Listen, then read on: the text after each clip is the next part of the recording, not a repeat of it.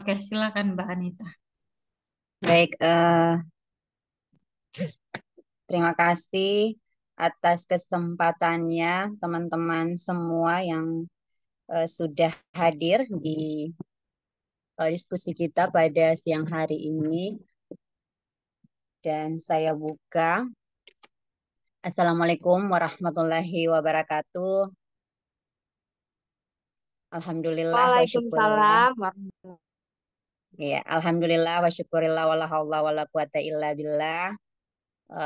Marilah kita panjatkan puji serta syukur kehadirat Yang Maha Kuasa, Tuhan Yang Maha Esa, di mana pada hari ini, Senin tanggal 19 Mei 2025, kita semua diberikan nikmat sehat serta kesempatan untuk melanjutkan diskusi kita yang ketiga ya, dengan tema Perempuan Desa Berdaya, cerita dari komunitas perempuan pedesaan Nusantara. Salawat serta salam tak lupa kita haturkan kepada junjungan kita Nabi besar Muhammad Sallallahu Alaihi Wasallam. Kita kirimkan kepada keluarganya, sahabatnya, hingga kepada kita semua.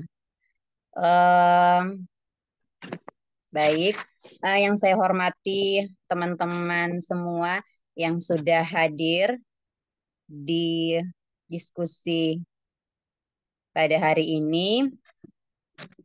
Bersama saya, memperkenalkan diri dulu dari eh, komunitas Sopang Sulteng. Nama saya Anita Abbas. Pada siang ini saya menjadi moderator diskusi yang sesi ketiga ini. Untuk itu saya akan memperkenalkan beberapa narasumber kita pada sesi ketiga ini. Yang pertama dari Sopang Sulteng, yaitu Ibu Sri Wahyuni. Apakah sudah hadir di diskusi ini, di rapat ini? Halo Ibu Sri Wahyuni, Halo, bagaimana? maaf Iya. lambat. Oh iya, sudah ada ya. Kemudian yang kedua Mbak Mutiara dari Bumi Asi Lamongan.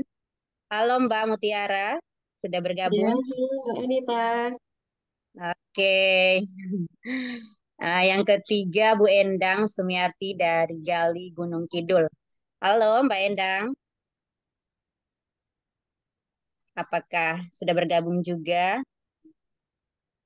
Bagaimana kondisi cuaca di situ Mbak Endang saat ini? Karena informasi tadi cuaca lagi tidak bersahabat ya Bu Endang. Halo Ibu Endang, bisa menyapa saya di sini, teman-teman semua yang hadir.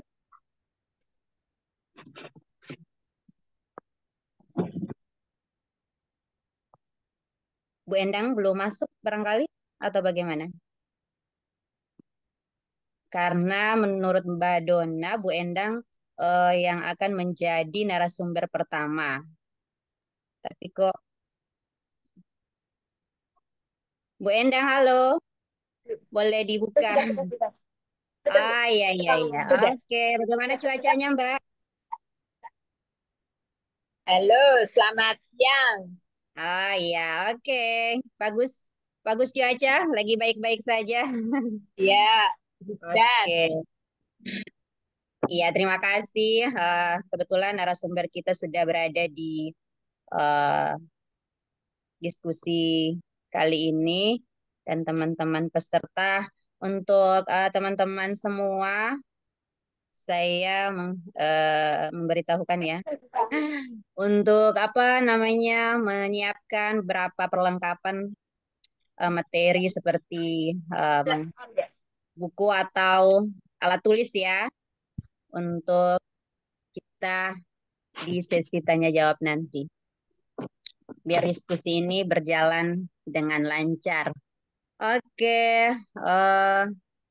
pada kesempatan pertama ini untuk narasumber saya persilakan ke Bu Endang Sumiarti dari Gunung Kidul. Bagaimana Bu Endang? Sudah siap? Iya. Sudah. Oke, disilakan Bu Endang. Ya, terima kasih atas waktunya. Sebelumnya saya ucapkan selamat siang Selamat kepada siang. peserta diskusi pada saat ini. Nah, kebetulan cuaca di Gunung Kidul saat ini hujan deras disertai dengan angin. Tetapi walaupun demikian, puji Tuhan, saya bisa bergabung bersama dengan teman-teman semuanya. Apakah bisa terdengar suara saya? Iya, bisa Mbak, bisa.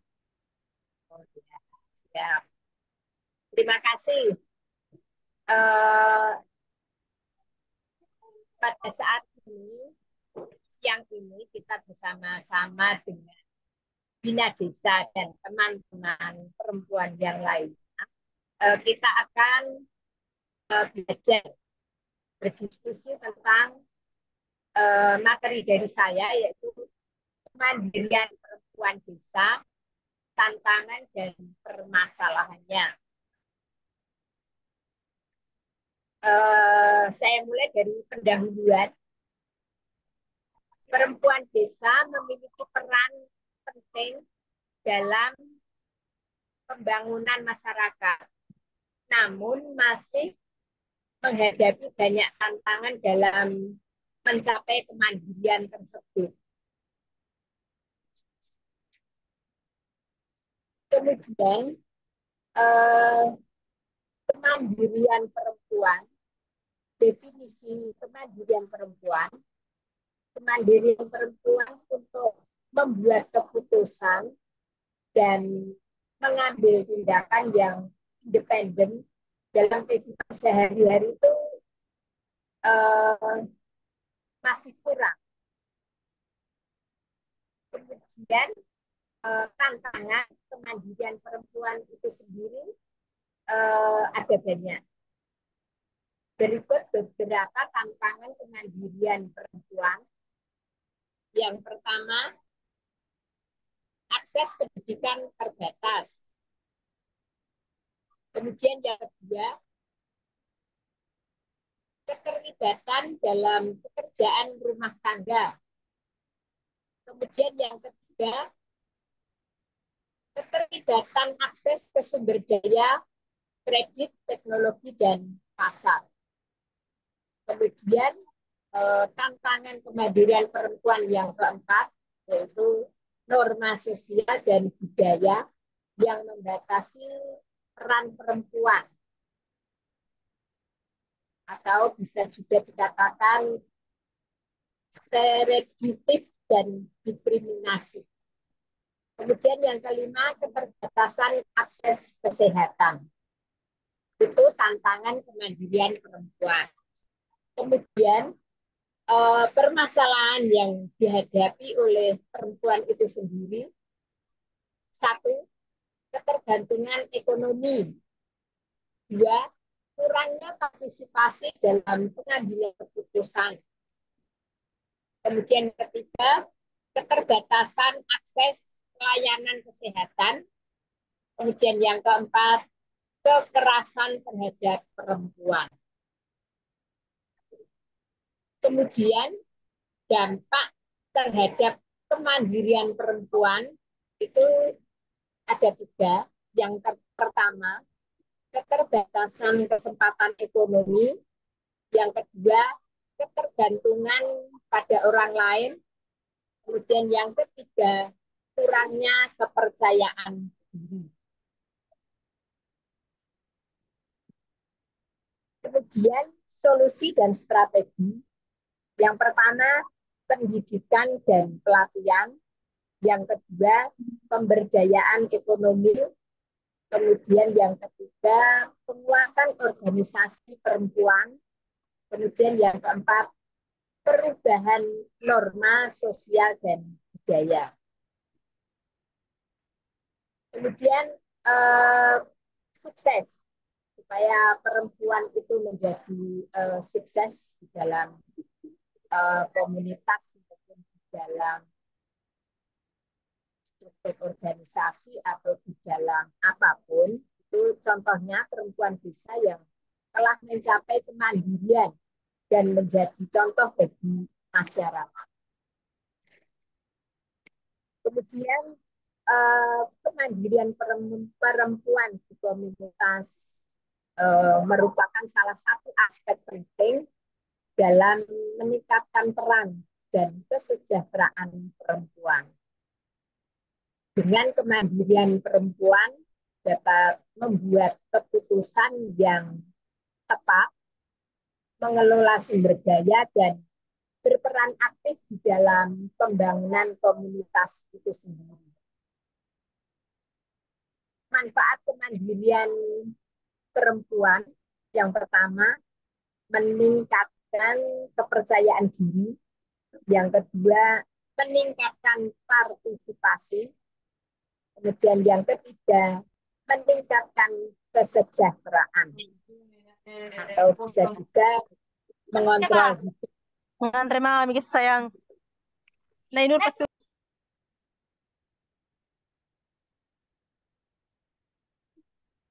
Kemudian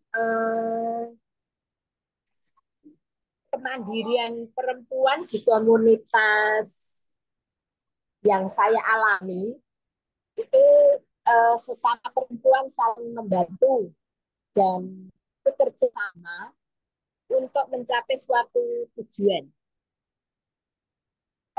Contohnya kelompok tani atau KBT itu perempuan juga bisa ikut ambil bagian di dalam memutuskan laporan waktu pengelolaan lahan, persiapan lahan, masa tanam, pemupukan, dan juga pengairan dan yang lain-lainnya.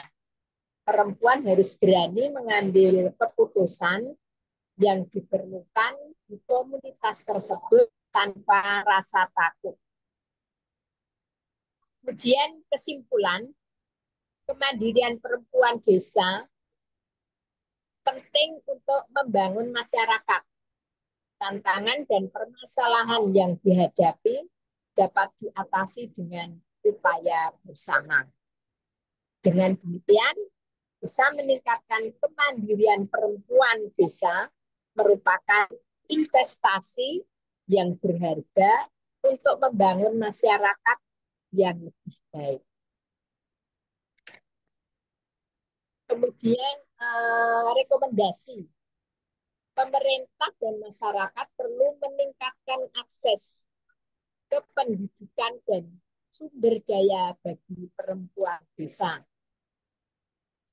Perlu dilakukan perubahan norma sosial dan budaya yang membatasi peran perempuan. Demikian materi dari saya. Ada kurang lebihnya, saya mohon maaf yang sebesar-besarnya. Terima kasih.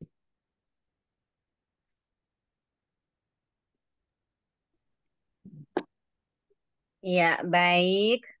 Terima kasih Bu Endang yang merupakan narasumber pertama kita pada diskusi kali ini. Selanjutnya kita masuk ke narasumber yang kedua, ya Ibu oh Mbak Sri Wahyuni sudah bergabung. Eh, Teman-teman, narasumber kita yang kedua, Mbak Sri Wahyuni dari Sopang Sulteng. Kami persilakan Mbak untuk memaparkan materinya. Baik, terima kasih kesempatannya. Assalamualaikum warahmatullahi wabarakatuh. Selamat siang, teman-teman semua. Waalaikumsalam warahmatullahi wabarakatuh. Selamat siang, Mbak. Sebelum saya memaparkan materi, barangkali sedikit saya perkenalkan ya. Nama saya Sri Wahyuni dari Komunitas Solidaritas Perempuan Kampung atau yang biasa disebut Sopang.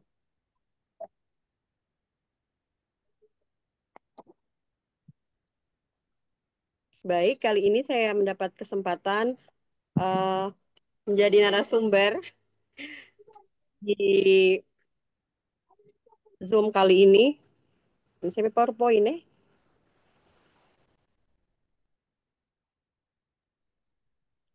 Mbak Barangkali bisa Dona, ya. boleh dipandu materinya mana Mbak Dona? Hmm, hmm. Tunggu ya Mbak Sri Wahyuni. Baik.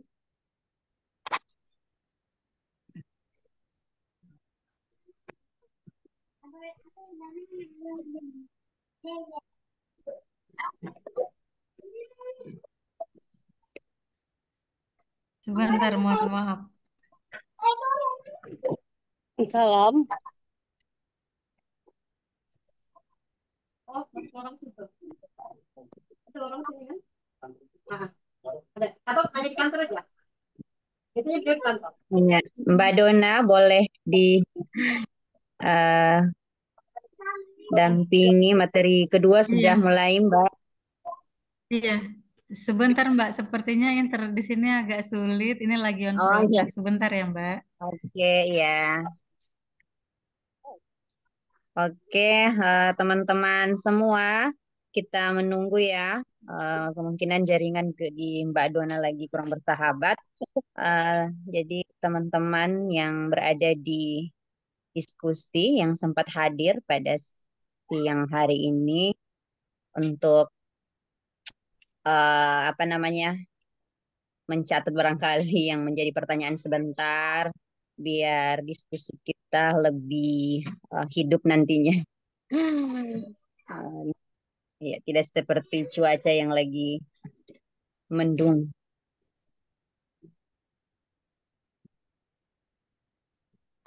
Ya, oke. Sudah ada ya Mbak Sri Wahyuni. Materinya Oke. sudah ada di slide. Oke, dipersilakan. Eh, baik, saya langsung barangkali ya. Perempuan desa berdaya membangun kemandirian dan menghadapi tantangan. Lanjut.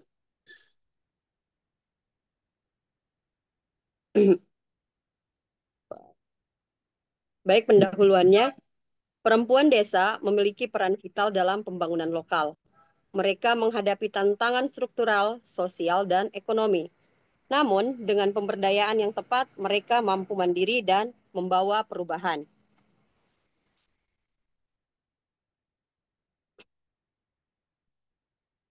Jadi di sini ketika perempuan itu diberdayakan dan diberi ruang dalam pembangunan, masih slide yang tadi Mbak Dona.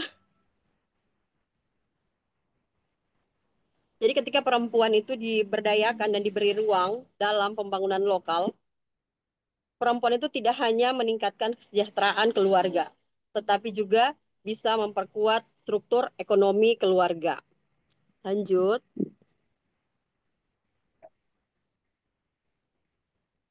peran strategis perempuan desa. Pengelolaan rumah tangga dan pertanian, penjaga budaya dan kearifan lokal menjadi agen perubahan di komunitas.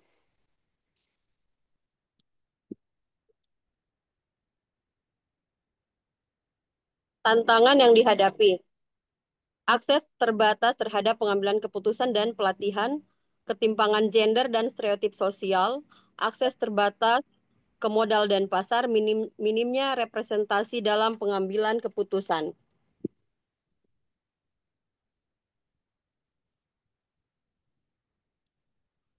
Upaya membangun kemandirian, pendidikan dan pelatihan keterampilan, pemberdayaan ekonomi melalui UMKM dan koperasi, digitalisasi dan akses informasi, meningkatkan kesadaran hak perempuan. Lanjut. Kesimpulannya, perempuan desa mampu menjadi motor penggerak pembangunan. Kemandirian bisa dicapai dengan dukungan dan akses yang setara. Mari dukung perempuan desa untuk masa depan yang inklusif dan berkelanjutan. Jadi, sesuai judul pada PPT saya kali ini, yaitu perempuan desa berdaya. Saya sedikit menceritakan tentang apa yang kami lakukan di komunitas Solidaritas Perempuan Kampung, yaitu kami untuk saat ini kami eh,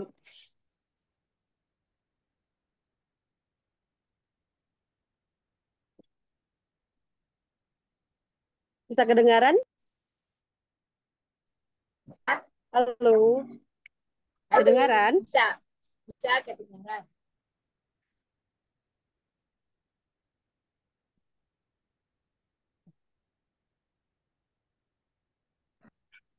Ya bisa, Mbak. Ya, kami teman-teman Sopang ini untuk saat ini eh, membuat apa ya minyak kelapa kampung yang kemudian itu yang kami kemas dan kami jual sehingga itu bisa menjadi pemasukan dan menjadi kas untuk komunitas kami. Misal,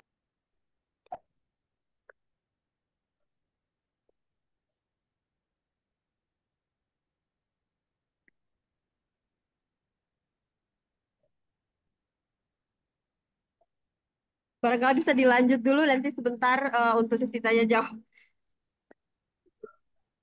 Baik. Oh, materinya sudah selesai? Iya, terima kasih. Lagi di Lagi di mana, Mbak lapangan, Sri? lagi di Oh, lagi di lapangan, lagi lapangan. mau susun jadwal, Oh, ada ada kegiatannya. perubahan. Iya, iya. Tetap Oh, saya lanjut oke. ya. Oke, terima kasih Mbak Baik, Sri terima Wahyuni. kasih. Eh, teman-teman semua, kebetulan tadi itu beberapa pemaparan materi dari narasumber pertama dan kedua. Yang kedua tadi dari Sri Wahyuni. eh, Hanya sampai di situ karena ada kegiatan mendadak barangkali tadi di tempat. Jadi teman-teman, saya harap masih semangat ya. Halo, boleh saya menyapa? Ya, Iya, semangat. semangat, baik. Semangat. Semangat luar biasa. Oke, kita lanjut di materi narasumber yang ketiga dari Ibu Mbak Mutiara ya, dari Bumi Asih Lamongan. Kami persilakan ke Mbak Mutiara untuk memaparkan materinya.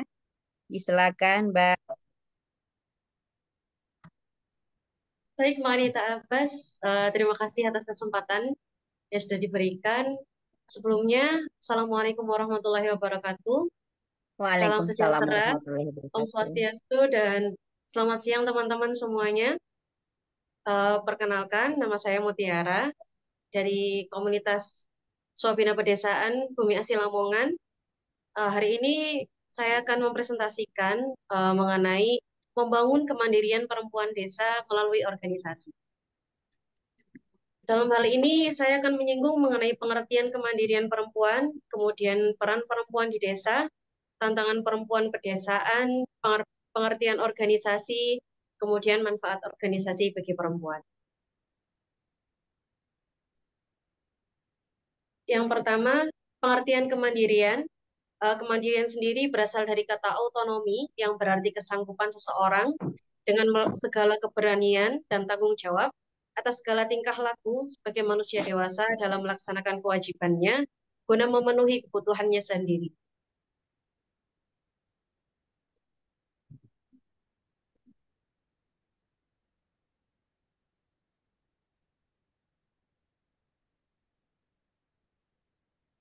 Sedangkan kemandirian perempuan desa adalah kemandirian perempuan desa ketika seorang perempuan desa memiliki kemampuan dan keberanian dalam mendapatkan kebutuhan dan hak atas hidupnya serta memiliki tanggung jawab atas usahanya tersebut. Nah, dari tadi kan saya menyinggung kata-kata hak dan kebutuhan. Hak dan kebutuhan perempuan sendiri itu apa sih? Nah, yang pertama di sini adalah hak mendapatkan pendidikan yang baik. Pendidikan di sini bukan hanya pendidikan di bangku sekolah, akan tetapi juga pendidikan-pendidikan seperti eh, khusus keterampilan dan lain-lain. Kemudian di sini ada poin mendapatkan akses kesehatan yang layak. Nah, mendapatkan akses kesehatan yang layak ini bukan hanya sekedar akses kesehatan seperti fasilitas rumah sakit atau yang sejenisnya, akan tetapi juga bagaimana masyarakat itu apa namanya mendapatkan akses dari segi konsumsi dan juga tempat tinggal yang layak. Kemudian di sini ada bersuara dan berpendapat,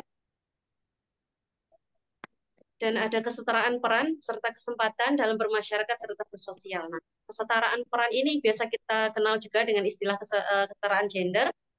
Kemudian kesempatan dalam bermasyarakat serta bersosial ini termasuk di dalamnya adalah apa namanya untuk ikut serta dalam kegiatan-kegiatan sosial yang ada di masyarakat, seperti mungkin ada organisasi-organisasi di masyarakat, atau mungkin ada kegiatan-kegiatan seperti gotong royong dan lain sebagainya. Kemudian mendapatkan kehidupan yang sejahtera atau kesempatan ekonomi, di mana perempuan juga seharusnya memiliki kesempatan yang sama dalam hal-hal ekonomi seperti perdagangan atau kegiatan-kegiatan industri lainnya yang bersangkut pautan dengan kegiatan ekonomi. Kemudian menentukan arah hidup, menentukan pilihan masa depan, mengembangkan potensi, dan mengambil keputusan.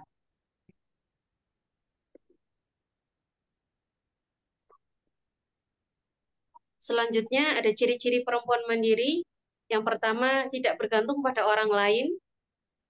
Kemudian tidak mudah terintimidasi oleh orang lain. Yang dimaksud di sini adalah ketika seorang perempuan ingin memilih sesuatu untuk kehidupannya atau berpendapat atas sesuatu yang menjadi keyakinannya, kemudian ketika dia menyampaikannya kepada orang lain, ada seseorang atau mungkin orang lain yang datang untuk mencoba mengintimidasi, dia tetap fokus pada apa yang ingin ia sampaikan atau ia ingin jalani seperti itu. Kemudian fokus pada kesejahteraannya, kreatif dan memiliki inisiatif, mampu mengendalikan atau mengatur diri, serta memiliki tanggung jawab, percaya diri, dan lain sebagainya.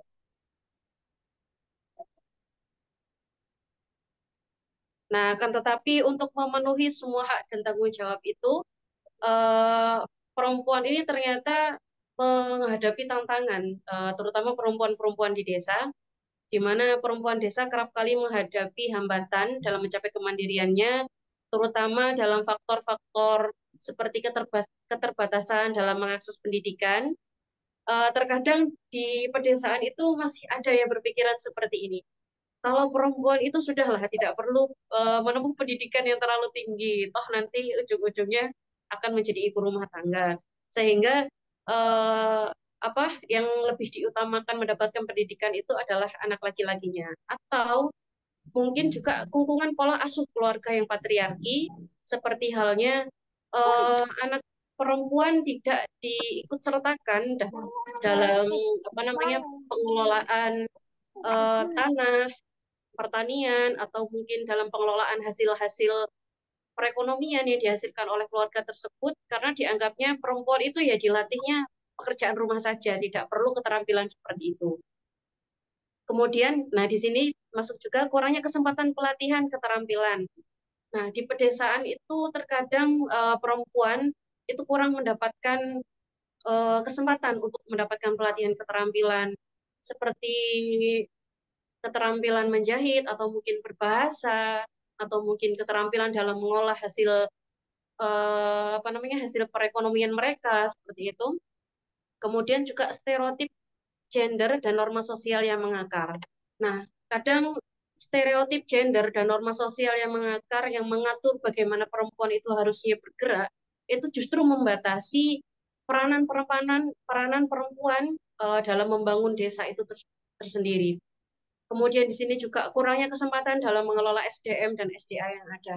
Nah, ini salah satunya juga terjadi terutama di kabupaten saya, di daerah saya, di Kabupaten Lamongan, khususnya Desa Merengkok, itu perempuan itu terkadang masih dianggap udahlah perempuan itu nggak usah nyebur ke pertanian, apalagi ke apa namanya perikanan, karena memang kebetulan wilayah saya di desa adalah wilayah pesisir, sehingga masyarakatnya sebagian bekerja sebagai petani dan juga sebagian sebagai pelaut seperti itu, atau nelayan.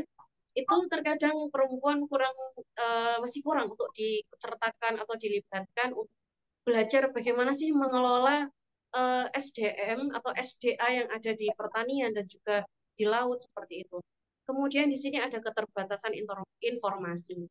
Nah, ketika ada informasi sesuatu yang penting, mungkin ada apa namanya pelatihan keterampilan atau hal-hal yang seharusnya bisa digunakan untuk membangun desa, perempuan itu biasanya menjadi sosok yang terbelakang dalam mendapatkan informasi tersebut. Sedangkan apabila akses pendidikan, kemudian pola asuh keluarga yang tepat, pelatihan keterampilan, kemudian stereotip gender yang benar, serta kesempatan dalam mengelola SDA yang ada, itu benar-benar didapatkan oleh perempuan. Pasti perempuan di pedesaan itu dapat melaksanakan peran mereka dengan baik untuk membangun desa mereka.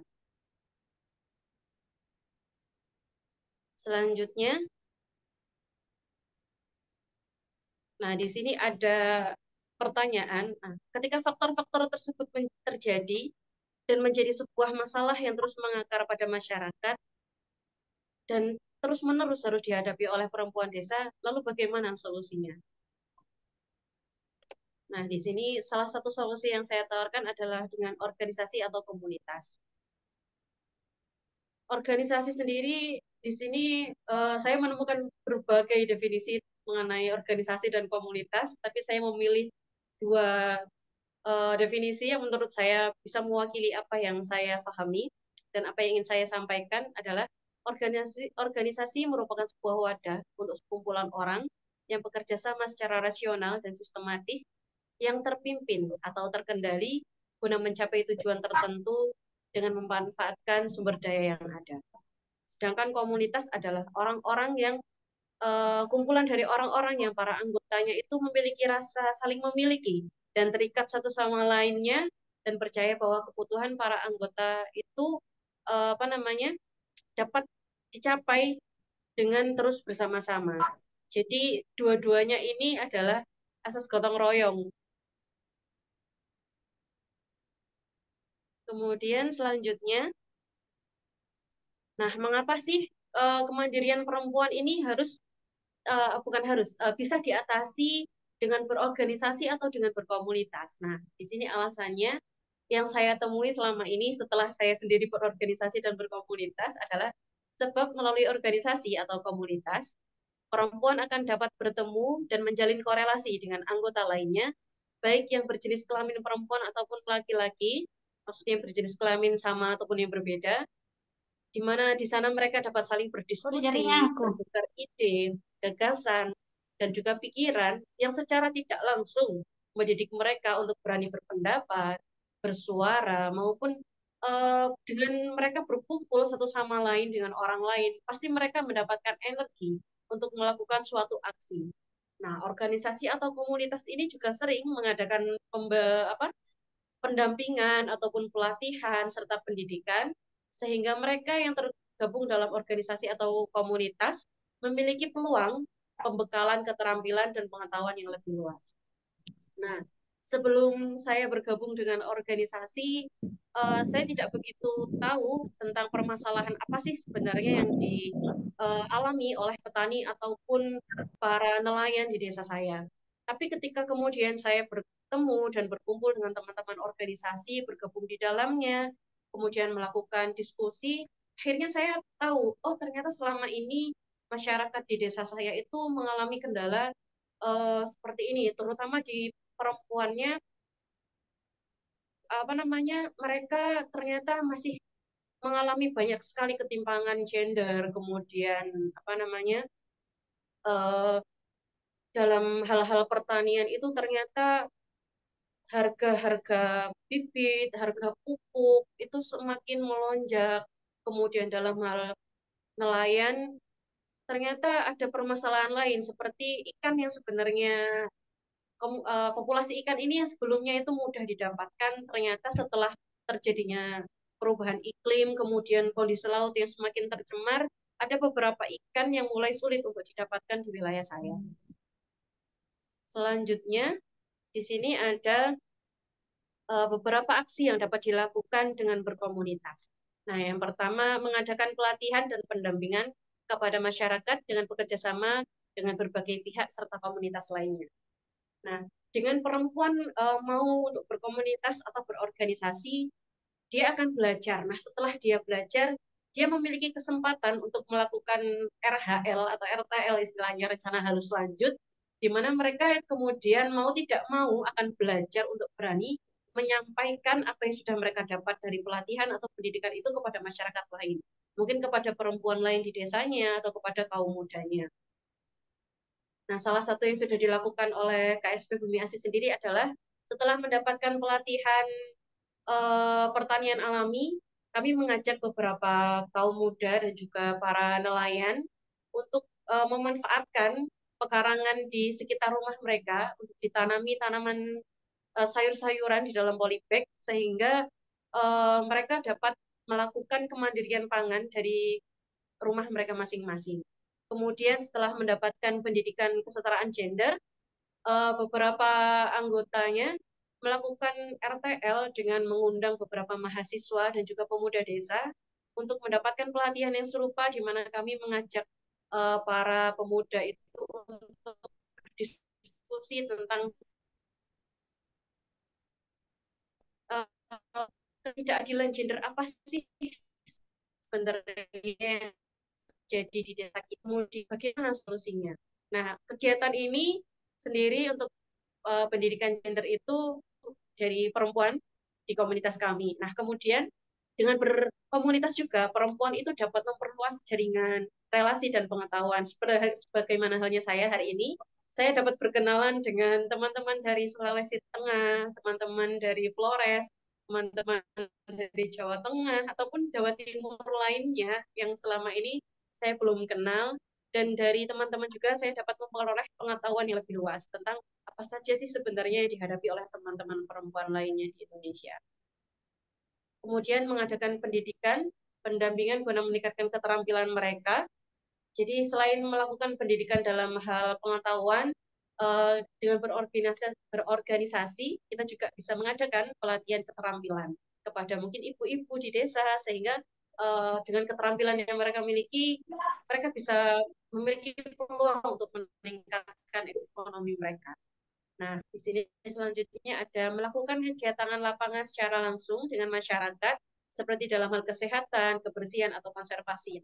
Jadi setelah perempuan-perempuan itu mendapatkan, atau mungkin dengan berorganisasi mendapatkan pendidikan dan pelatihan, biasanya kita akan terjun ke masyarakat, kemudian mungkin mengajak masyarakat untuk sama-sama bergotong royong, atau mungkin melakukan sesuatu untuk kemaslahatan di desa. Selanjutnya,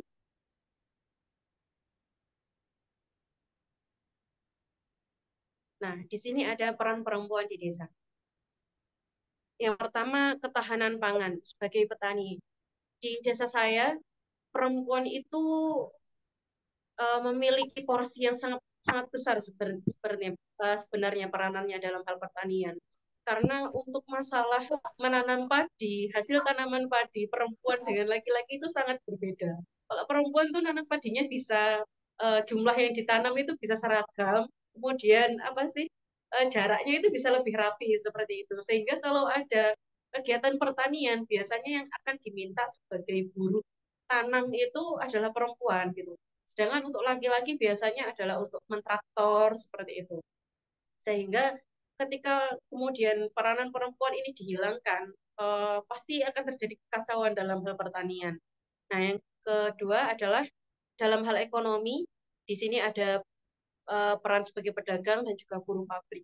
Nah, di wilayah saya sendiri, perempuan itu bertugas sebagai pedagang sebenarnya kebanyakan. Jadi setelah suaminya pulang dari laut, mencari ikan, yang bertugas untuk mengolah ikan di sini rata-rata diolah menjadi pindang dan juga ikan asap itu adalah para istri.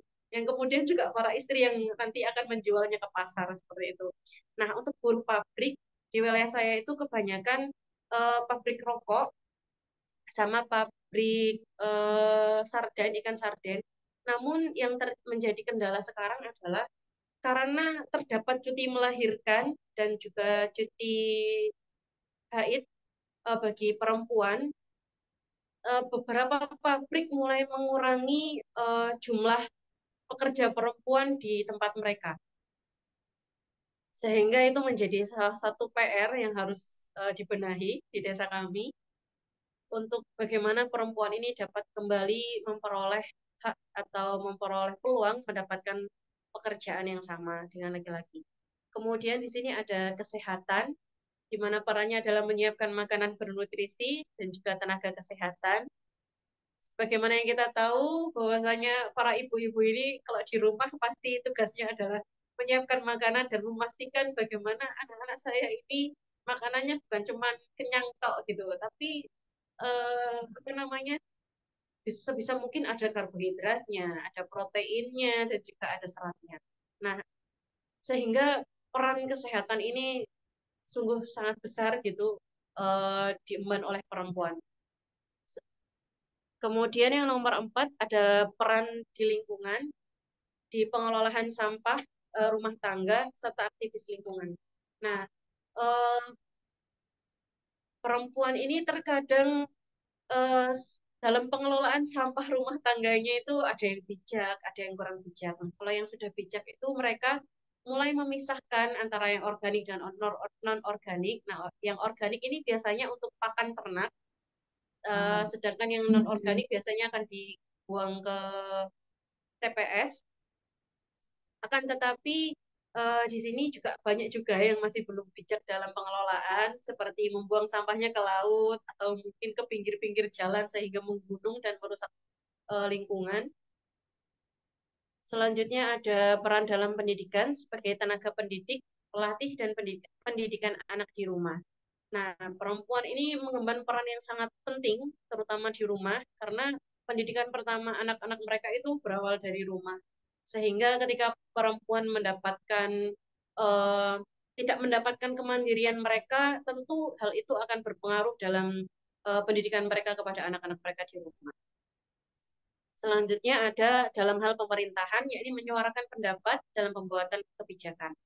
Nah, perempuan-perempuan ini juga memiliki peran yang sangat besar dalam hal penentuan kebijakan, terutama di komunitas saya sendiri ketika terjadi musyawarah atau kita sedang mengadakan rapat untuk mengambil kebijakan apa yang akan dilakukan oleh komunitas, ternyata pendapat perempuan itu seringkali memberikan solusi yang lebih apa ya, yang lebih ke depan seperti itu, yang lebih berkelanjutan.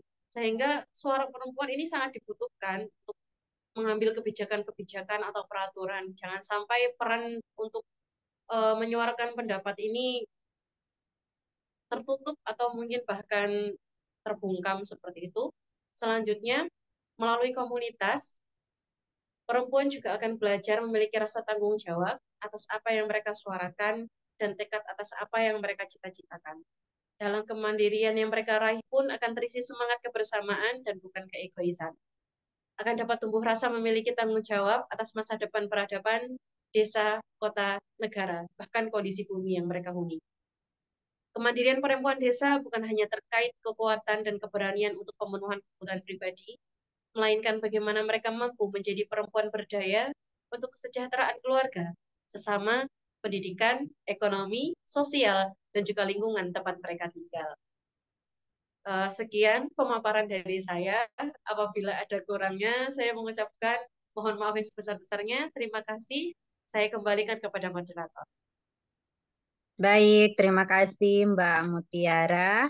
Narasumber kita yang ketiga cukup luar biasa ya. Cerita dari eh, Desa Mbak Mutiara. Saya harap teman-teman masih berada dalam dalam diskusi kita kali ini. Oke, itulah beberapa narasumber kita sudah menyampaikan materinya masing-masing. dan untuk di sesi tanya jawab. Pada sesi pertama ini saya buka dengan 3 pertanyaan dulu. Ya, mengingat waktu tadi saya sudah sampaikan oleh Mbak Dona bahwa di jam 3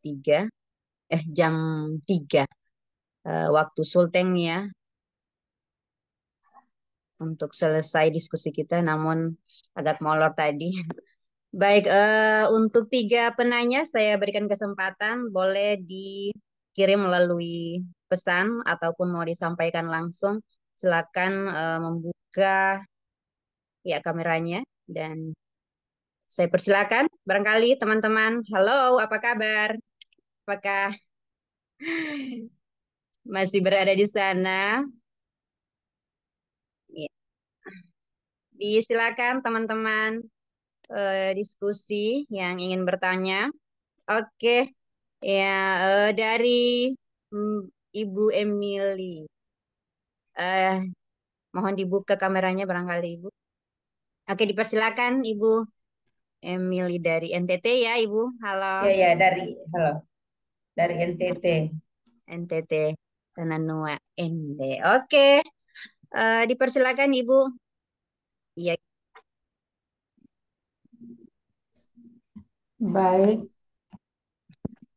Mbak Anita, terima kasih atas kesempatan yang diberikan.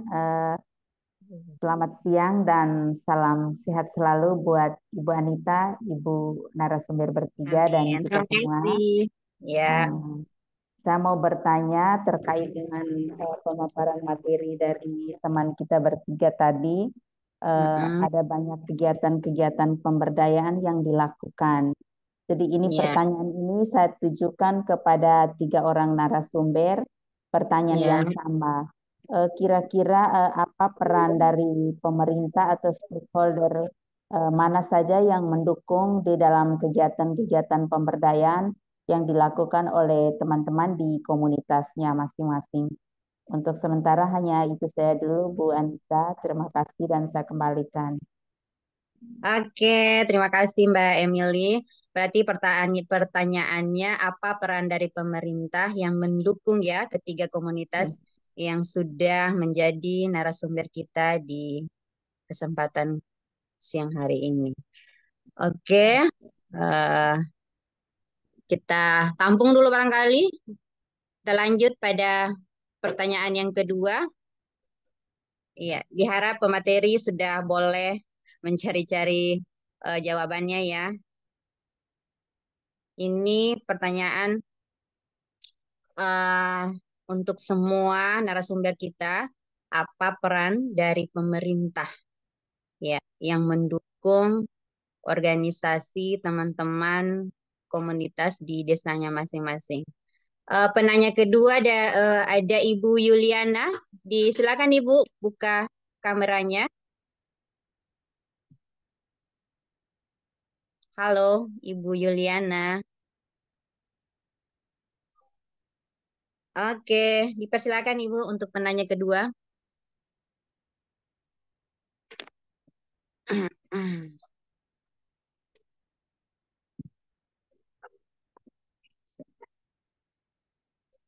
Bagaimana Ibu Yuliana? Assalamualaikum warahmatullahi wabarakatuh. Selamat siang buat Waalaikumsalam warahmatullahi wabarakatuh. Baik. cukup menarik ya materi yang disampaikan oleh ketiga materi kita hari ini. Hmm. Saya ingin bertanya ke pemateri yang pertama dulu, Mbak Endang. Manfaat kemandirian perempuan di desa. Yang saya ingin tanyakan dengan penyampaian materi dari Mbak Endang tadi, sejauh mana atau upaya apa saja yang udah dilakukan oleh komunitasnya Mbak Endang terkait dengan perempuan desa yang berdaya. Itu pertanyaan saya ke Mbak Endang. Dan ke Mbak Sri Wahyuni. Hampir sama Iya, juga pertanyaan saya seperti Mbak Emily tadi, sejauh mana dukungan atau responnya pemerintah desa dengan komunitasnya Mbak Sriwayuni, komunitasnya Sopang ya dari Sulawesi Tengah. iya, Dan satu lagi Mbak ke Mbak yang terakhir tadi Mbak Mutiara, iya. Mbak Mutiara Lamongan ya. Itu cukup menarik, jelas dan sangat-sangat jelas pemaparannya. Jadi yang saya ingin tanyakan ini terkait dengan kemandirian perempuan desa melalui organisasi. Jadi kan pemaparannya Mbak Mutiara tadi itu banyak tantangan-tantangannya yang di desa. Terlebih lagi dengan masih adanya eh, apa itu namanya respon dari pemerintah desa berarti masih belum sepenuhnya dijalankan. Jadi yang saya ingin tanyakan, kalau di desa, Mbak, yang setahu saya Lagi tuh. di desa di seluruh Indonesia kan di desa kita kan ada anggaran dana desa atau ADD. Jadi kan kalau dana desa itu kan sudah diplot oleh pemerintah desa, misalnya untuk fisik seberapa dan untuk pemberdayaannya seberapa. Jadi dari pemaparan dari Mbak tadi, saya di situ ingin bertanya, sejauh mana respon pemerintah desa terkait anggaran dana desanya yang diprioritaskan untuk pemberdayaan di tempatnya Mbak Mutiara. Itu saja, Mbak. Terima kasih.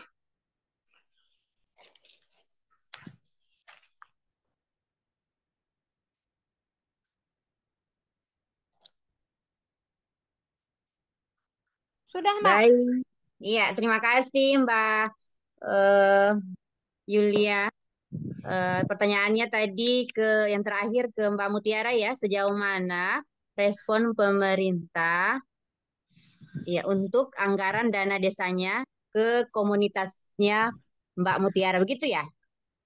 Lebih ke pemberdayaan Oh dan ya. Baik. Sudah dipahami barangkali Mbak Mutiara? Sudah, Mbak Anita. Oke. Iya, terima kasih tiga penanya tadi sudah memberikan pertanyaan kepada tiga narasumber. Dan bagaimana ketiga narasumber? Saya persilakan ke Mbak Endang dulu untuk menjawab pertanyaan yang pertama tadi tentang manfaat kemandirian desa. Ya, sejauh mana upaya atau apa saja upaya yang dilakukan komunitas Mbak Endang di desa. Dipersilakan Mbak Endang.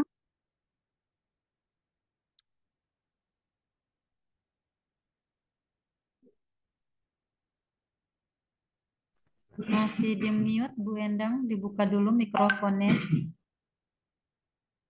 Iya, Bu Endang boleh dibuka dulu mikrofonnya karena Ya, ya oke. sudah ya. Ya. Sudah.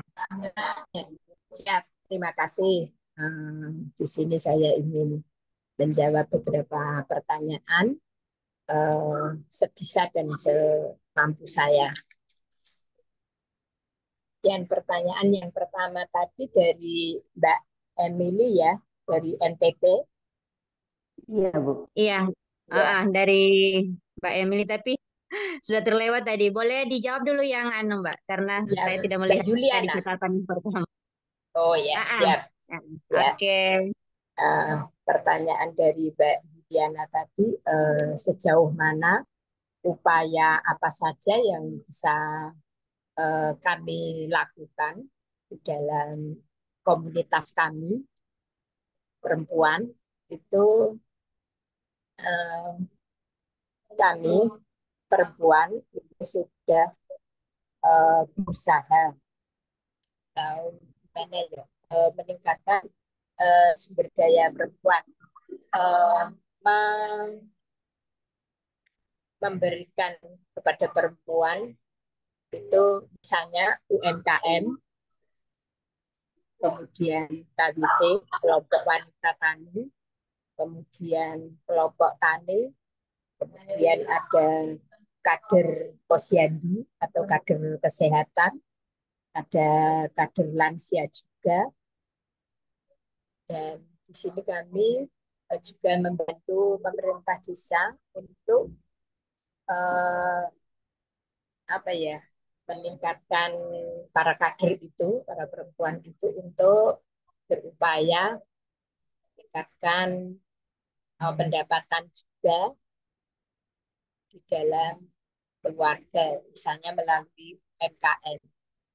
UMKM itu bisa nanti ada pelatihan, misalnya membuat makanan lokal atau bebek singkong, juga tempe, atau ya masih banyak lagi tentang makanan-makanan lokal itu. Kemudian kalau KWT, kelompok wanita tani itu pemerintah desa itu juga sudah memberikan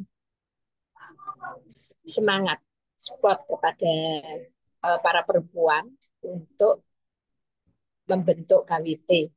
Kemudian KWT itu bisa juga didanai dari pemerintah kelurahan. Seperti kemarin kami juga menerima bantuan berupa bibit, bibit sayur mayur, dan juga pupuk, serta peralatan yang sederhana. Itu diambilkan dari dana desa. Ini yang bisa saya jawab. Ada kurang lebihnya saya mohon maaf. Kalau misalnya Mbak Yuliana belum puas, bisa bertanya lagi. Saya akan menjawab sebisa saya. Terima kasih. Baik, terima kasih Mbak Endang sudah menjawab pertanyaan eh, tadi ya. Eh, Selanjutnya, bagaimana? Kita lanjut ke pertanyaan berikutnya dari Mbak Emily. Ini diperuntukkan untuk ketiga narasumber kita pada hari ini. Kegiatan-kegiatan pemberdayaan yang dilakukan, apa peran dari pemerintah yang mendukung ya kegiatan-kegiatan pemberdayaan yang dilakukan di desa masing-masing ketiga narasumber kita. Ya, barangkali Ibu Mbak Endang tadi sudah menjawab ya pertanyaan dari Mbak Emily juga sudah mewakili pertanyaan dari Mbak Emily dan saya persilakan kedua narasumber untuk menjawab pertanyaan dari Mbak Emily. Dipersilakan Mbak Sri Wahyuni, masih berada di tempatkah Anda atau ada kegiatan di luar uh, diskusi ini? Atau saya persilakan ke Mbak Mutiara dulu barangkali untuk menambahkan jawaban dari Mbak Endang tadi. Dipersilakan Mbak Mutiara. Oke, baik. Terima kasih Mbak Anita atas kesempatannya dan juga Mbak Emily serta Mbak Yuliana atas pertanyaannya.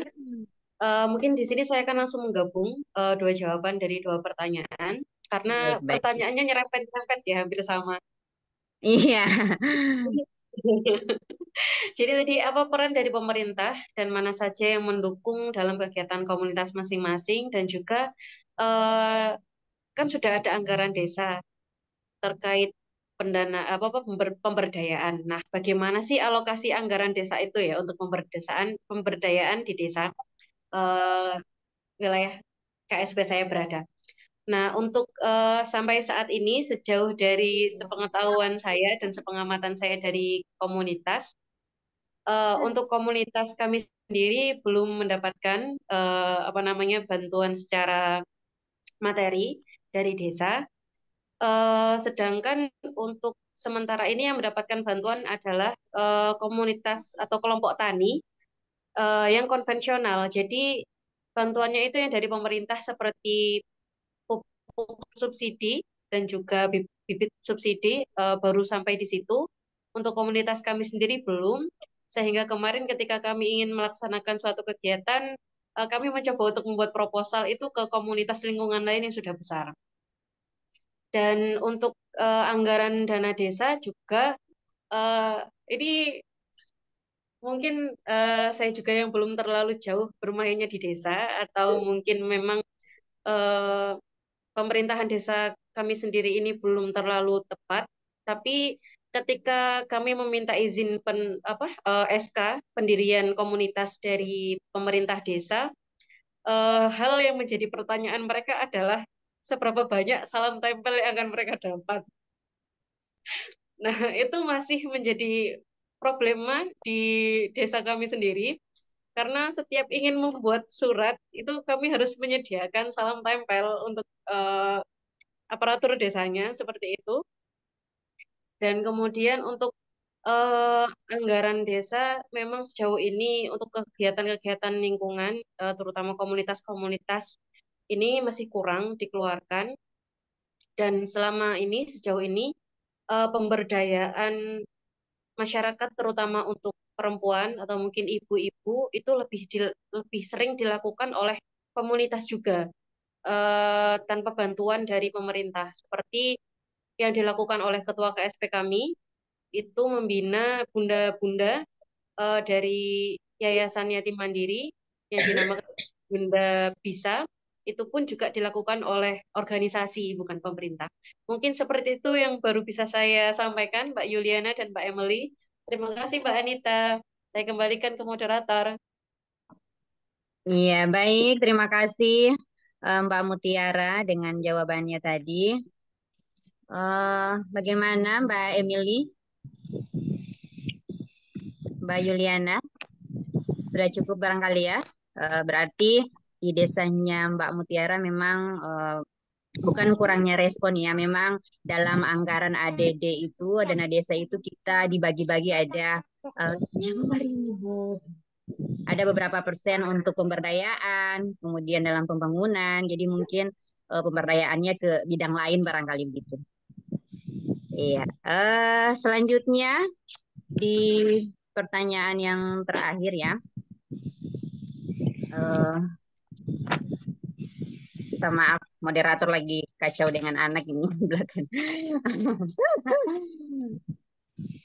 Mungkin pertanyaan dari Mbak Yuliana ya. Sejauh mana respon pemerintah dari anggaran dana desa ke pemberdayaan? Begitu barangkali Mbak Yuliana? Iya. Pemberdayaan perempuan ya? Ya, oke. Iya. Benar, Mbak Anita, lebih ke pemberdayaan perempuannya. Oh iya, dikhususkan lebih ke pemberdayaan perempuannya. Bagaimana respon pemerintah desa ke pemberdayaan perempuannya? Saya rasa tadi sudah ada jawaban dari Mbak Mutiara juga tadi terkait dengan jawaban pertanyaan dari Mbak Yuliana bahwa di desanya Mbak Mutiara kurangnya respon barangkali, bukan kurangnya respon, kayaknya pemerintah desa setempat lebih dominan ke pemberdayaan yang lain begitu barangkali ya Mbak Mutiara. Oke, barangkali narasumber kita yang lain, Mbak Sri Wahyuni dari Sopang. Halo, apa kabar Sopang?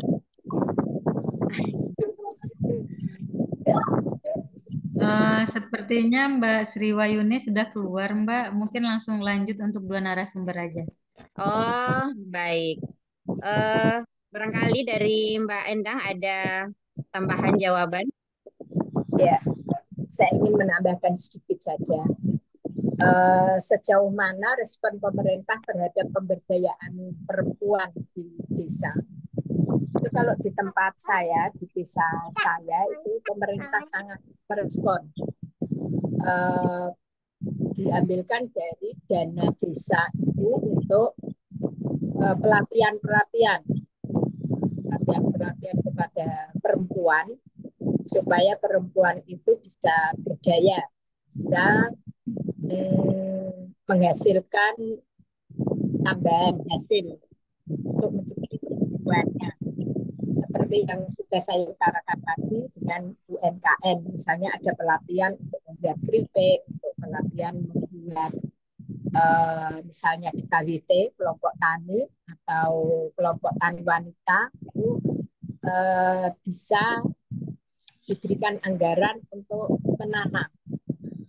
Kemudian kami kemarin itu kalau misalnya di desa saya ya, itu misalnya mau ada pilkada atau pileg, itu kan ada anggota dewan yang masuk ke Padusuan itu. Nah, itu kami apa ya bekerja sama dengan anggota dewan itu untuk meningkatkan meningkatkan sumber daya perempuan itu. Misalnya Pak, nanti kalau Bapak menjadi terpilih di anggota dewan itu nanti kami jika ada dana atau di pusat, misalnya di kabupaten atau di tingkat provinsi itu nanti jika ada dana apapun itu tolong nanti kami dikasih tahu dan kami akan membuat proposal itu begitu. Nah, kemudian kemarin di desain saya juga seperti itu. Nah, kemudian sebentar lagi kami kelompok KGT kami itu akan mendapatkan bantuan dari anggota dewan itu. Ada proposal, terus anggota dewan itu memberi informasi pada kebutuhan kami, terus kami disuruh membuat proposal. Dan nanti setelah proposal itu sampai ke anggota dewan, itu nanti akan diprioritaskan. Kemudian subsidi dari pemerintah desa itu yaitu tadi tentang pupuk, subsidi bibit, dan juga peralatan. Itu yang bisa saya sampaikan. Sudah kurang lebih. Terima kasih, waktu saya kembalikan kepada Mbak Moderator. Baik, terima kasih Bu Endang. Iya, itulah jawaban kedua narasumber kita. Berhubung narasumber kita yang Ibu Sri Wahyuni ya sudah keluar dari diskusi kita. Sesuai dengan tema kita pada diskusi kali ini, perempuan desa berdaya. Dari kedua narasumber tadi sudah menceritakan dari masing-masing komunitasnya perempuan pedesaan di Nusantara, khususnya di desa masing-masing tadi. Terkait dengan narasumber kita yang kedua tadi, Mbak Sri Wahyuni, kebetulan setengah perjalanan barangkali menceritakan tentang kebetulan saya juga dari Sopang, tentang bagaimana tadi kemandiriannya perempuan di desa kita itu sudah membuat satu program inovasi dari minyak kelapa ya. Kebetulan saya melihat ada Ibu Ketua kita di sini yang masih standby. Barangkali Ibu Rugaya boleh menceritakan dulu karena belum ada instruksi dari Mbak Dona untuk diskusi kita ditutup untuk menambahkan cerita dari Mbak Sri Wahyuni. Iya, Mbak Rugaya lagi cari tempat. Iya, boleh. Iya, tentang pengalaman Sopang di kegiatan di pedesaan. Silakan Mbak Rugaya. Baik, terima kasih. Selamat sore semuanya. Assalamualaikum warahmatullahi wabarakatuh. Waalaikumsalam warahmatullahi wabarakatuh. Iya, baik teman-teman, karena dikasih kesempatan, maka harus dipergunakan. Sebab kesempatan itu dia kadang datangnya seperti awan, dia hanya berlalu. Kadang dia tidak datang lagi kedua kali. Oleh karena itu, pergunakanlah kesempatan itu selagi dia tampak di hadapanmu. Nah, karena saya Mantap. dikasih kesempatan, maka saya akan mencoba menggunakan kesempatan ini meskipun em, jawaban saya tidak memuaskan, menyambung dari apa yang sudah disampaikan oleh rekan saya tadi, si Wahyuni, terkait dengan pertanyaan dari Kak Yuli. Halo orang Aceh, kangen Kak Yuli nih, sudah lama tidak bertemu. Iya, Kak Yuli, kita di Sopang, di Sulawesi Tengah, khususnya di desa-desa yang ada di Kecamatan Ampara PP, wilayah eh, kami bersosialisasi dan mengkampanyekan organisasi ini. Tidak saya sebut pendampingan ya, karena menurut saya sebuah kata pendampingan itu dia terkait dengan sebuah program yang sudah dijalankan, karena memang kami programnya belum ter apa ya terstruktur, belum ada pendanaan juga, hanya kami mengalir saja begitu. Nah, sejauh ini eh, keterkaitan dengan dana desa, di desa itu ada dua sumber anggaran, ada beberapa sumber anggaran. Yang pertama ADD, ADD itu alokasi dana desa, tapi dia sumbernya dari kabupaten, pembagian kabupaten. Kemudian ada dana desa. Nah, dana desa ini yang besar. Dana desa ini yang besar, yang sumbernya dari Kementerian Keuangan, yang mengakomodir kegiatan pemberdayaan, termasuk kegiatan pemberdayaan perempuan ada di dalamnya. Nah, khusus di desa-desa kami itu eh, sudah ada yang dalam tanda kutip didengar oleh pemerintah desa selaku eksekutor dari hasil musyawarah desa. Kenapa saya bilang begitu?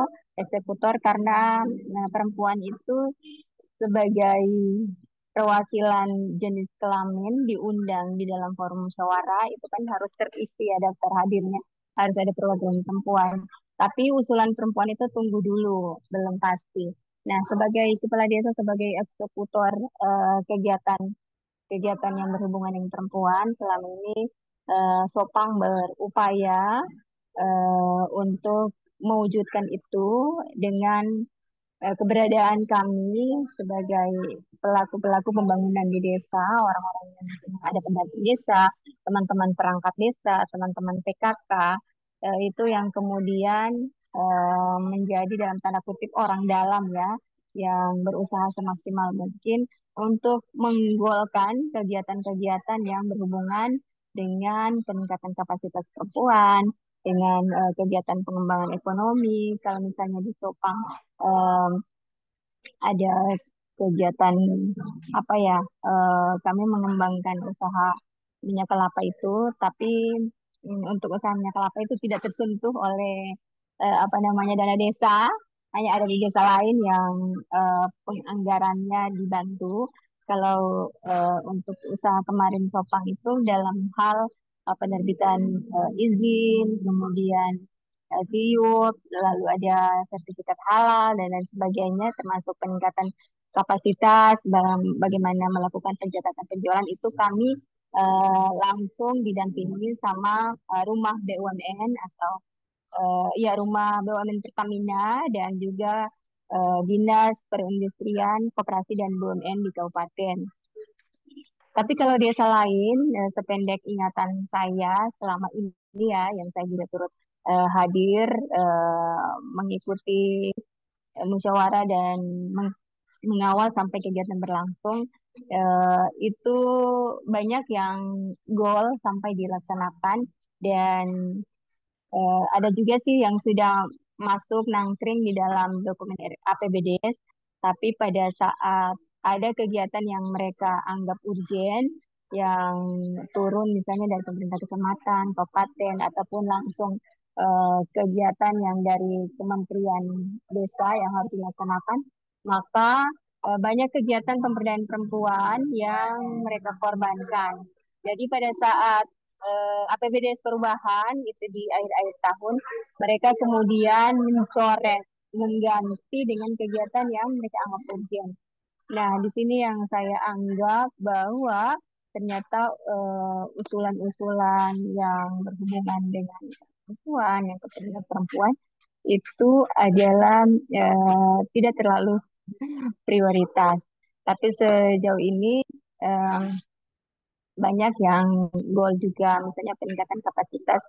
Kemarin kami di Desa Balanggala itu ada yang pembuatan pupuk alami, eh, dan kegiatan misalnya pelatihan jahit sampai menjahitnya dikasih mesin jahit. Ada juga yang KWT-nya dibantu dibagi bibit-bibit tanaman tomat, cabai, dan alat apa namanya hand sprayer, kemudian sampai mesin paras, mesin potong rumput itu dibagikan juga ke KWT. Sejauh ini perempuan-perempuan petani banyak disentuh atau diberikan bantuan ketimbang usaha-usaha ekonomi, karena memang eh, perempuan-perempuan petani itu masih kurang, dan bantuan untuk petani ya, dalam hal ini pertanian, baik perempuan petani maupun laki-laki yang berKTP petani itu terbantu dengan program ketahanan pangan dari pemerintah pusat, yakni mengalokasikan 20% anggaran desa untuk program ketahanan pangan. Nah, pintu masuknya di sini, sehingga kemudian perempuan dengan KTP petani itu mendapat banyak sentuhan dari pemerintah desa, dalam hal ini dana desa. Saya kira itu Kak Yuli, dan saya kembalikan kepada moderator kita yang insya Allah sehat selalu. Beda ya fotonya ya Mbak Dona ya. Fotonya agak gemukan, ini habis sakit. Ya, Doakan ya biar sehat. amin. Ya Terima Kak. kasih. Iya, demikian dari saya tambahannya. Baik, terima kasih Ibu Rugaya selaku Ketua Sopang Sulteng yang menambahkan eh, cerita dari narasumber kita tadi, Ibu Sri Wahyuni yang keluar, mungkin ada pekerjaan. Baik, teman-teman, mengingat waktu sudah berada di 15 ya, 30 waktu Sulteng. Oke, Kalau ngepost ya jadinya. Mbak Dona. Ya, izin Mbak, saya mau bertanya, apakah Oh, suara saya silakan Mbak terdengar? Dona.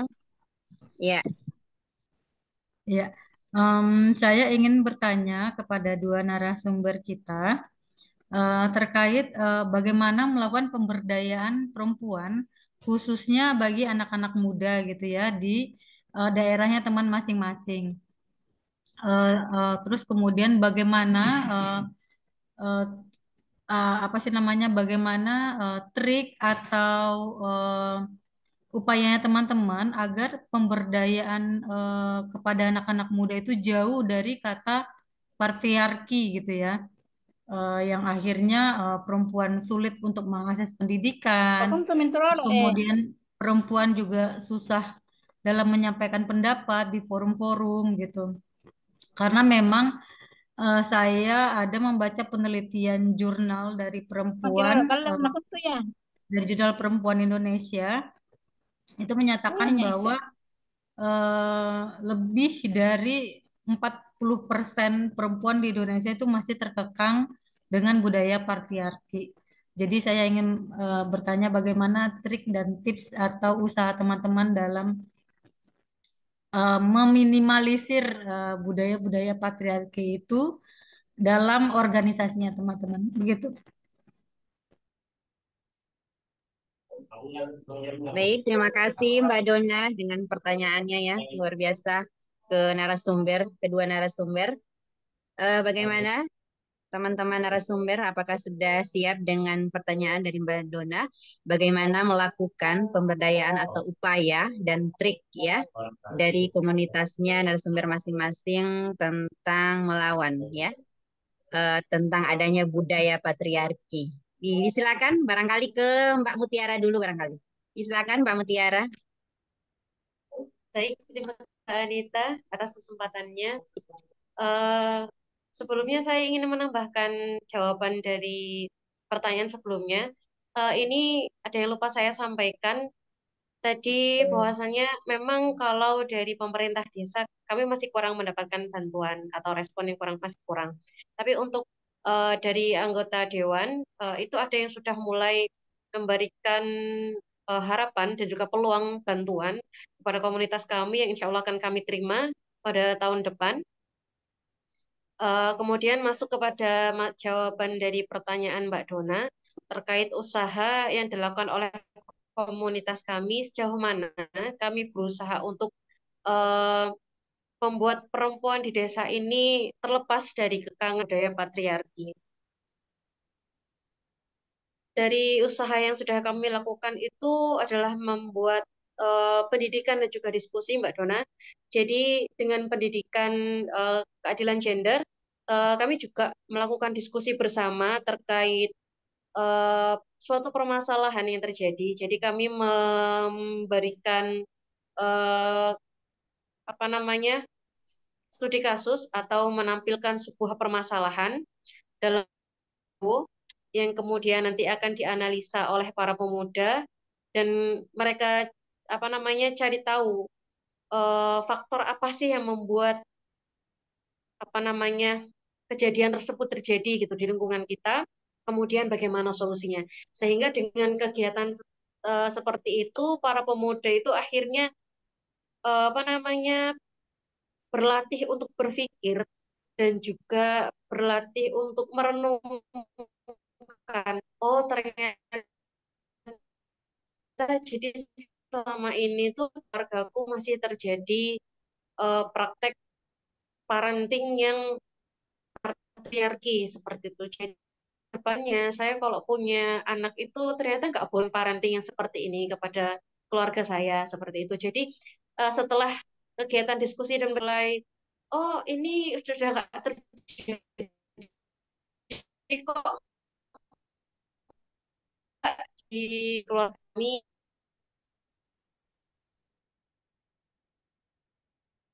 dampak dari parenting yang masih patriarki. Jadi nanti kalau punya anak, saya nggak mau kalau anak saya sampai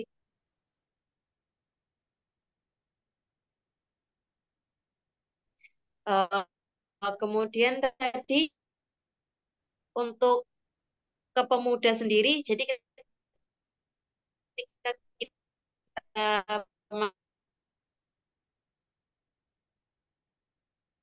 dari mulut ke mulut yang kemudian kita ajak kita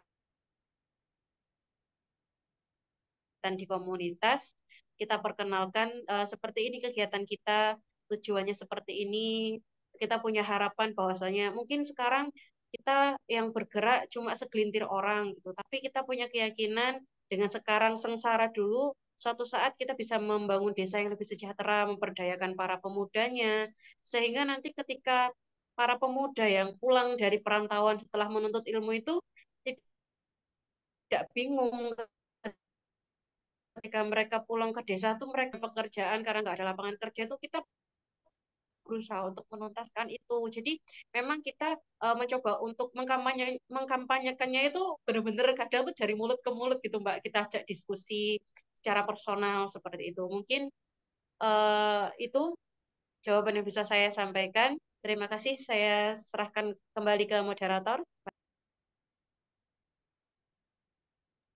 Iya, baik. Terima kasih Mbak Mutiara.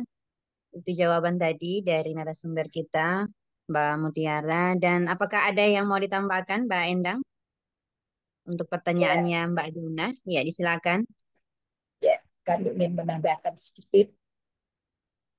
Kalau menurut kami atau yang sudah saya lakukan di desa kami, itu kami berusaha untuk diskusi kepada eh, kaum muda dan juga melakukan sosialisasi di setiap pertemuan, misalnya di pertemuan PKK, di pertemuan HBT, di pertemuan kelompok tani, dan juga di posyandu lansia, posyandu remaja, posyandu balita, itu tentang gender tadi.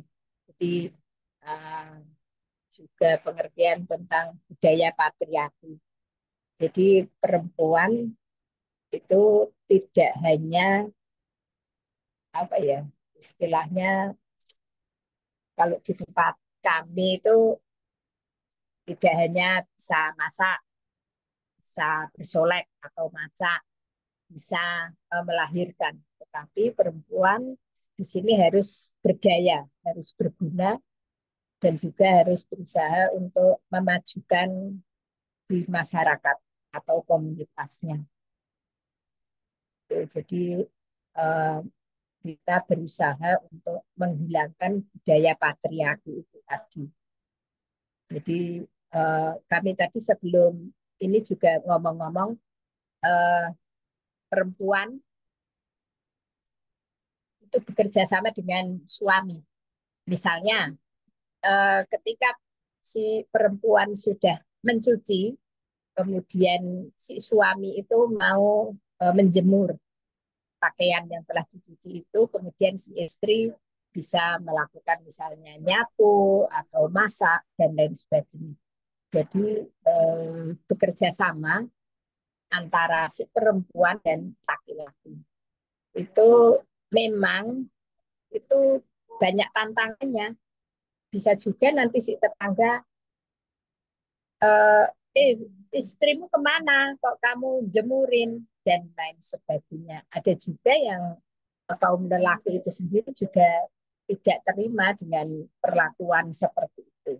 Tetapi eh, berangsur-angsur setelah seringkali mendapatkan sosialisasi itu tadi, berangsur-angsur masyarakat mau mengerti, mau memahami bahwa perempuan itu tidak harus bekerja melulu di rumah tangga, dan juga si laki-laki harus bekerja mencari nafkah, tetapi harus juga membantu pekerjaan di rumah. Ini yang bisa saya sampaikan. Ada kurang lebihnya saya mohon maaf. Waktu saya kembalikan. Terima kasih. Baik, terima kasih Bu Endang dengan jawabannya. Dari tadi saya perhatikan masih ada beberapa tangan yang melambai-lambai. Ini saya kesempatan terakhir ya untuk pertanyaan terakhir karena waktu sudah habis kayaknya kita, tapi masih ada kesempatan dari Mbak Dona. Disilakan, ini Ibu Jusmadi ya. Boleh dibuka kameranya sama silakan. Oke, Oke, dipersilakan. Assalamualaikum warahmatullahi wabarakatuh. Terima Waalaikumsalam kasih atas warahmatullahi kesempatan wabarakatuh. yang diberikan kepada Waalaikumsalam. saya. Ya, Ya, eh, luar biasa ini. Saya sangat tertarik dengan tema diskusi hari ini yang membahas soal kemandirian perempuan desa, di mana eh, gerakan-gerakan teman-teman di sana sangat luar biasa. Kalau saya lihat ini pemateri-pematerinya, narasumbernya, gerakan di desa dan di tempatnya itu sangat luar biasa. Dan saya mau tanyakan ke teman-teman ini, mengingat begitu banyak kegiatan-kegiatan yang dilakukan untuk soal kemandirian perempuan desa, yang saya mau tanyakan di sini, bagaimana peran teman-teman untuk eh, melibatkan generasi muda soal kemandirian desa, mengingat sekarang itu perempuan itu bukan hanya perempuan, hampir semua generasi muda itu yang mengutamakan makanannya itu yang serba instan. Tidak lagi dia merasa bangga kalau dia pergi makan kayak KFC apa. Jadi apa peran teman-teman di sana soal pangan dan lingkungan di generasi muda untuk memperkenalkan bagaimana kemandirian perempuan di desa. Mungkin itu pertanyaan dari saya. baik. Terima kasih Bu Jusmani dengan pertanyaannya. Bagaimana Mbak Endang sama Mbak Mutiara sudah jelas ya dengan pertanyaan tadi bahwa peran kita eh, bagaimana apa tadi melibatkan generasi muda bahwa jangan apa mengkonsumsi yang instan barangkali. Ya, Bu Jusmadi seperti itu barangkali. Dipersilakan untuk kedua narasumber barangkali ke Mbak Mutiara dulu. Dipersilakan Mbak Mutiara untuk menjawab pertanyaan dari Ibu Jusmadi. Baik, terima kasih Mbak Anita atas kesempatannya. Ini sekaligus saya menjawab pertanyaan Mbak Ainia di ruang Baik. obrolan. Mbak, Oh, dulu ada ya. pendidikan gender itu pesertanya cuma Bumi Asih atau ada juga dari Sidomakmur Lumajang tempatnya Bu Usrek. Nah, untuk pendidikan keadilan gender yang pertama dari Bina Desa dengan narasumbernya itu adalah waktu itu sebentar saya lupa namanya. Mbak dari Jember, Mbak saya lupa Fedia, sebentar. Mbak Ya, Fedia mungkin. Mbak bukan Fedia, dari Jember. Bu Usrek masih ingat ya. Bu Usrek? Jadi waktu itu pendidikan gendernya untuk region Jawa Timur, pesertanya ada dari Bumi Asih, Lamongan, kemudian Jember, dan dari Lumajang. Apa namanya? Tapi untuk RTL-nya itu kemudian dilakukan masing-masing Mbak Nia di wilayahnya. Jadi di Lamongan ada RTL sendiri, di Lumajang sendiri, dan di Jember sendiri. Kemudian melanjutkan dari pertanyaannya Bu Jusmani ya tadi ya, terkait sejauh mana peran yang dilakukan oleh kawan-kawan KSP untuk melibatkan peran pemuda. Jadi untuk sejauh mana peran atau usahanya itu adalah kalau pemuda itu susah kalau dipayah ibu. Biasanya itu mintanya dikasih contoh, nanti kalau sudah ketahuan ada hasilnya mereka baru tertarik. Itu sejauh ini pengamatan saya seperti itu. Soalnya kalau pemuda terutama Gen Z ya, Gen Z itu kalau sudah dipayai, sudah dioyak-oyak, ayo, ayo, ayo itu justru kadang apa gengsi untuk melakukannya.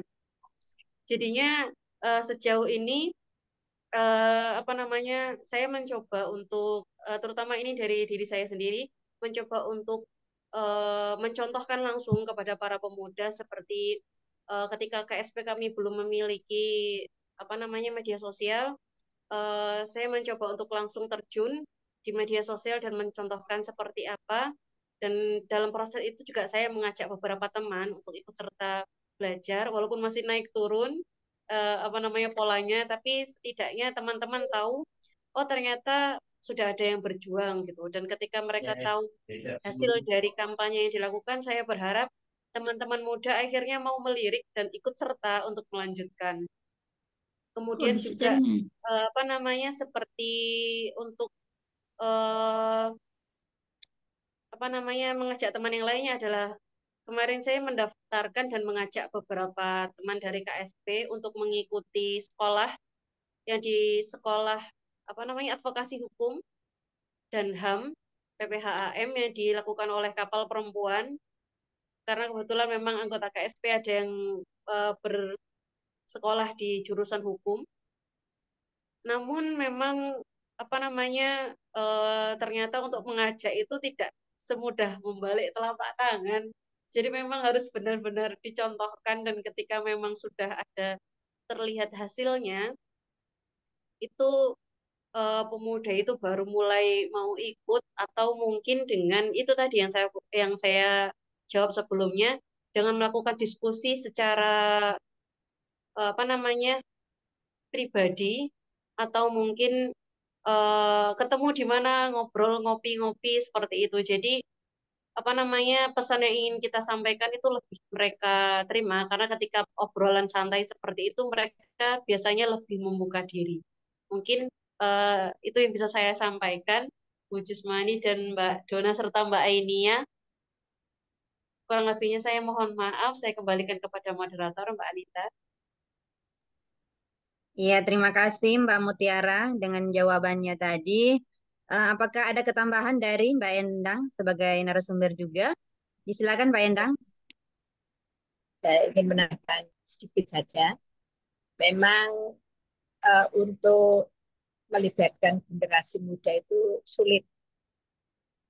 apalagi tentang makanan atau misalnya petani anak muda untuk eh, bercocok tanam dan lain sebagainya itu memang sulit, apalagi anak muda zaman sekarang. Anak muda di zaman sekarang itu apa ya, di daerah saya itu eh, banyak sekali yang cuman bermain gitu loh. Saya sebagai petani itu kadang saya berpikir demikian. Jika nanti saya sudah tua, kemudian siapa yang mau menjadi petani? Saya sering berpikiran seperti itu. Karena apa? Karena di desa kami itu anak-anak muda itu jarang yang mau bekerja sebagai petani. Itu jarang sekali. Tetapi pemerintah desa di desa kami itu sudah peduli, sudah apa ya, membentuk apa namanya petani milenial. Tetapi itu baru apa ya, baru dilaksanakan, tetapi juga belum belum nampak. Tetapi kami sudah merasa senang karena pemerintah desa juga mau ikut ambil bagian untuk hal ini.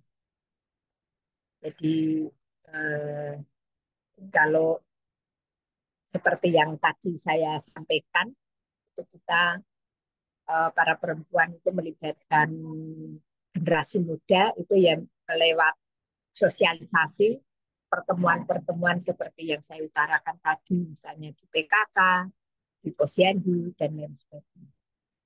Itu yang saya sampaikan. Ada kurang lebihnya saya mohon maaf, waktu saya kembalikan. Terima kasih.